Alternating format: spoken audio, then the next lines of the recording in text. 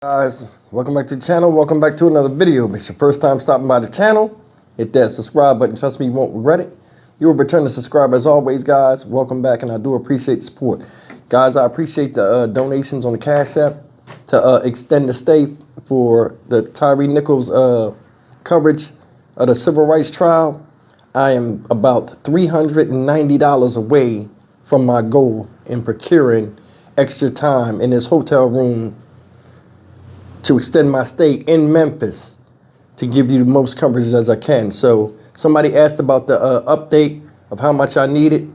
I'm about $390 away from being able to stay the whole week, and hopefully some type of verdict or something would come out and we can be there to capture it.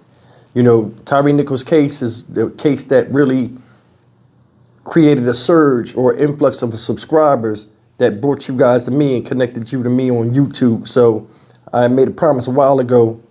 It's only right I follow through with it and go down there and continue the coverage of this case. Now I want to get back into the news. And this right here is horrible. You see this woman up here? This woman currently is fighting for her life, and her condition is deteriorating. This woman is a victim of domestic violence. Her name is Nancy Ayala from Mesquite, Texas. She's a mother of 4. She was shot multiple times by her boyfriend, who's on the run right now, Samuel Tovar, age 25. There's no picture of him, so I apologize for that. This woman was shot multiple times, like I said, including her face. And what's worse is this happened around 3 a.m. Sunday morning, and it happened in front of 3 of her 4 children, which is sad in itself. I don't know how people that be together for a long time don't have enough respect for each other that these type of things happen and people just fly all the way off the handle, but it's a reality out here. I want you to take a look at Miss Ayala's story, and if you guys are praying folk, perhaps you can say a prayer for her.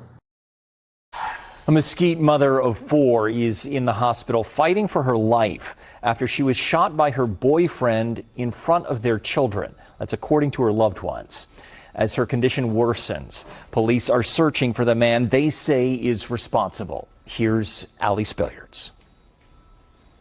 In the place where she should have felt safe, family says Nancy Ayala was shot early Sunday, found left for dead outside of her Mesquite apartment. They were a family, so really we don't know why this even got to this point. Ayala's cousin Kimberly asked us not to show her face while Mesquite police continue to search for the accused gunman, 25-year-old Samuel Tovar. She said Tovar and Ayala lived together and had dated for years. In the last couple weeks, there's been things that she's said, you know, and things that she's done and brought up that we believed, you know, he wasn't any good for her. She says the couple's own surveillance cameras captured Tovar shooting Ayala during a fight around 3 a.m. Sunday before fleeing the apartment. She believes friends may now be hiding him. Meanwhile, Ayala clings to life. Doctors have removed parts of her lung and liver, but her family worries most about brain damage after her heart stopped for several minutes. If they were to see the way she is right now, lifeless, literally lifeless, not moving, all the things that are wrong with her body, how she's declining, I feel like they would understand why we need him to get caught. Kimberly says they also worry about Ayala's 4 children, 3 of whom witnessed the shooting. They're a huge part of the reason family is urging those with information to come forward as they fight for justice. This could be your sister, your cousin, your mom. This could happen to anyone. We didn't think it could happen to us, you know? In Mesquite, Ali Spilliards, NBC5. Hey guys, that's the story of Miss Nancy Ayala. And even though the situation is grim, miracles do happen sometimes, and unexplained occurs more often than you think, especially in stories of survival. This woman has went through hell. Who knows what started this, but I mean, this is a common occurrence nowadays with people being taken off the planet in fits of rage when they should be loving each other and moving forward and building a better tomorrow together. I don't know how it is to be abused like that. But I mean, from a male standpoint, as a man, I can personally say, during my upbringing and being raised by my grandparents, I seen some spitting, kicking, and knock down, drag out verbal arguments between the two of them. But my grandfather always knew his strength, and he never threatened my grandmother at all in any capacity. And it's like, that's something that's lost nowadays. Couple generations ahead, the respect that people have for each other. I've been with Tony, what? We've been interacting with each other a year, no matter what. And sometimes we have days where we go at it. I mean, I never think in my head, hey, I just set the record straight and make her understand me by putting my hands on her. That's not a lesson you can learn from. You know what I'm saying? From a standpoint of a man, females are emotional. You know what I'm saying? And that's what makes them them. For the good and the bad. They're consolers, and they're also, let you know how they feel. And men, we have strength. With our rationale, our decision making, our ability to defend what we care about. Stuff like this shouldn't even happen, but it does. I was always taught, it's impossible to build, one's happiness off of the unhappiness of somebody else. And when I look at these domestic violence situations and like situations of control and stuff like this, which I don't know what this is about, but I'm just saying in a roundabout with domestic violence with men, because we're dominant beings, I don't want to be happy or feel as though I'm like pushing somebody too hard or stepping on them because I want to feel a certain way while putting them down, whether it's physical, mentally, or emotionally. Makes no sense. True success is like, having a peaceful mindset. And that's the thing, like, you heard me say before, like in my live stream when I would talk, and I would say I meet chicks that are drop dead gorgeous and nice and this and that. And my thing would be like, hey, I'm not going to lose my sanity just because you look good. If it ain't going to work, it ain't going to work. And a lot of people can't take rejection, be it a man or a woman. But a lot of times nowadays, people change with you being with them for a while. It's that these two people been together for years. The level of respect is not there to where you got to put your hands. You can't reserve and put your hands on your woman. And if it's that bad the way you want to kill that person, you can always what? Withdraw yourself from that situation. That's why stuff like this I don't care about.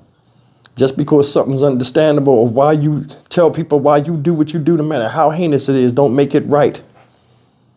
It don't make it right because there's chances and choices, and you chose, you made the choice and took the chance to do what you did to that woman. And trust me, a lot of male domestic abuse goes on out there, but it's not reported because men are seen a certain way. We're supposed to have bravado. We don't want to look weak or look as though, we were being terrorized by a woman. That's something I never brought into it, but I mean, it's something that's out there. The way society is set up where people can't really tell how they feel and get, persecuted for telling their true feelings, and you're supposed to act a certain way because of mainstream media or what they put out in movies and stuff is BS. You're a human being. Your heart beat just like everybody else. And a lot of people that sit up there and ridicule you, cry at your funeral and act like they cared about you. And ain't none of them gonna get in that coffin with you. It's truth. This woman is messed up. Her cousin or sister, I can't remember who it was, said if anybody seen how she looks, they would want to help.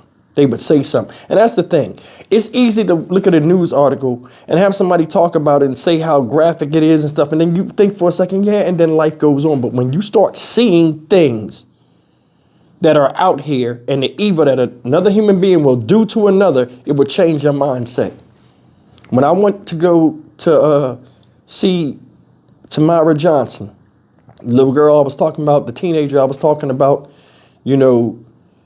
that was burned by a mother and went through a whole bunch of physical abuse. And I seen her It sparks something in you. You want to do something. You wish you could prevent it. She's not my child, and neither are any of these stories that I do that bother me when I sit and I think about what I've done during the day as far as news articles. You can't help but think about what's going on with the families of these victims. These people are going through it emotionally. They loved her. Hell, they probably loved this dude. What's his name? Samuel Tovar. She said in the past couple of weeks, things was going a certain way, but she was explaining where they didn't feel he was the right one for her. You spent years with this woman, and all of a sudden you turned on her like a loyal pet turned attack animal. I was gonna say dog, but you understand what I'm saying? At what point, if you feel as though you've been betrayed and you gotta take it to that extreme, why can't you just walk away? See, there's one thing about men, and people don't know if it's right or not. A man can up and leave a woman to start a new family. A woman can't really do that because she has the children with her. This guy had he could have left, but he didn't.